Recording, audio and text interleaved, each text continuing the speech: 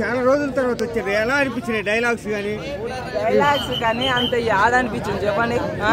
మొత్తం డైలాగ్స్ పరంగానే ఫ్యాన్స్ కానీ చాలా అసలు డిసప్పాయింట్ చేసినారు. ఏమని చెప్పండి, ఫస్ట్ హాఫ్ మొత్తం బండపెట్టింది, కొచ్చి మట్ట పెట్టేసిండు. సెకండ్ హాఫ్ కొద్దిగా బాగా అనిపించింది. రమకృష్ణ గారిది కానీ ప్రకాష్ రాజ్ గారి కొద్దిగా యాక్టింగ్ అనేది కొద్దిగా సూపర్ అనిపించింది.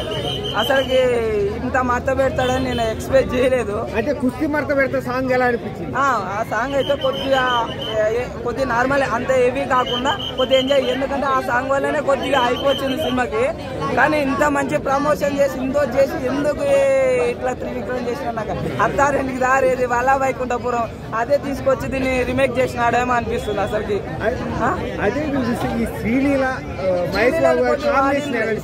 శ్రీలీల గారిని అయితే కొద్దిగా యూజ్ చేసిండు.